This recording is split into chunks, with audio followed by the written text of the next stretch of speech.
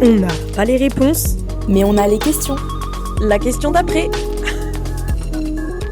Bonjour à tous, c'est Elena et aujourd'hui avec Fantine et Émilie, on parle d'une actualité européenne qui concerne directement Lille, mais aussi toute la France.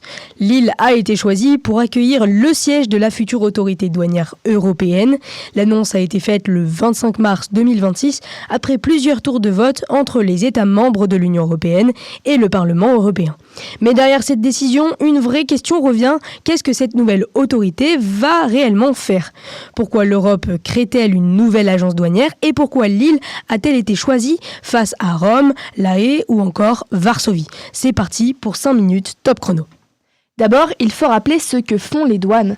Les douanes contrôlent les marchandises qui entrent et sortent d'un territoire en vérifiant par exemple qu'un produit importé respecte les règles européennes, que les taxes sont payées ou qu'il ne s'agit pas d'une contrefaçon. Concrètement, quand un colis arrive d'Asie, lorsqu'un produit passe une frontière extérieure de l'Union européenne ou lorsqu'un bien est importé depuis un pays hors Europe, ce sont les douanes qui interviennent. Elles jouent donc un rôle à la fois économique, fiscal, mais aussi sécuritaire. Le problème aujourd'hui, c'est que chaque pays européen fonctionne encore avec ses propres outils. Il existe plus d'une centaine de systèmes douaniers différents dans l'Union. Résultat, les informations circulent parfois difficilement, les procédures sont complexes et les contrôles peuvent manquer d'efficacité. C'est pour cela que la Commission européenne a lancé en 2023 une grande réforme de l'Union douanière. Son objectif est simple, adapter les contrôles à un commerce mondial qui a profondément changé. Parce qu'aujourd'hui, le e-commerce a vraiment tout accéléré. Des millions de petits colis arrivent chaque jour en Europe, notamment depuis la Chine. Et les douanes doivent contrôler plus de flux qu'avant. Pour répondre à cela, l'Union européenne veut créer un grand outil numérique commun, le Data Hub européen. Un Data Hub, c'est une plateforme centralisée où les entreprises transmettront leurs données douanières une seule fois. Aujourd'hui, une entreprise qui importe des marchandises peut devoir utiliser plusieurs systèmes différents selon les pays.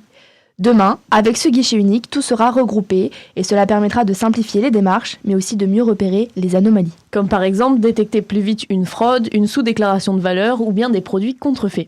Parce qu'avec toutes les données centralisées, les autorités auront une vision bien plus globale. Et c'est précisément pour piloter cet ensemble que l'Union européenne crée la future autorité douanière européenne, appelée aussi EUCA pour European Union Customs Authority. Attention, cette nouvelle autorité ne remplacera pas les douanes françaises. Les contrôles continueront d'être réalisés par les administrations nationales. En revanche, l'EUCA apportera des outils communs, des analyses de risques et une coordination renforcée entre les États membres. Autrement dit, elle deviendra un centre européen d'expertise. Elle pourra aussi intervenir en cas de crise. Par exemple, si une chaîne d'approvisionnement mondiale est perturbée ou si un risque mondial majeur apparaît rapidement. Et maintenant, pourquoi Lille ?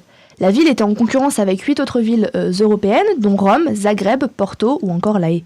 Eh bien, si Lille a été choisie, c'est d'abord pour sa position géographique. Nous sommes au carrefour de grands axes européens entre Paris, Bruxelles et Londres.